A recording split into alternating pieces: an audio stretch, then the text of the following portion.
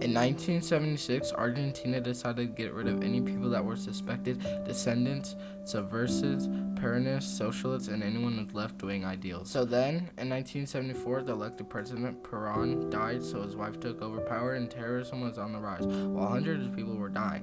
So inflation was growing by 300%, and by 1975, so then a year later, General George Videla took dictatorship and made his military power, and decided to get rid of Peronists, socialists, and anyone with left-wing ideals. So, Argentina decided to expand its borders and invaded Falkland Island, but that didn't end well for Argentina. Surrendered in 74 days. Due to this, they wanted to return for civilian government.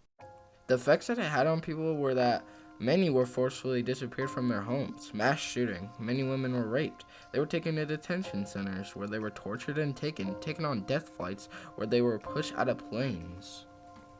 But it didn't end there. They also got cremated and buried in mass graves they were disposed of in rivers or the oceans. When the genocide was done, there was the mothers and the grandmothers of the disappeared formed. The mothers and grandmothers of Plaza de Mayo, every Thursday, continuing so far to the year 2020, they march in silent protest around the plaza. The mothers seeking answers to what happened to their children, and the grandmothers the identities and the locations of their stolen grandchildren. As a result, they started collecting DNA samples and profiles and created newly genetic banks trying to find their lost grandchildren. So the government created the National Committee for the Rights to Identify, which they collect DNA samples for lost girls, tracing them back to their families that they lost.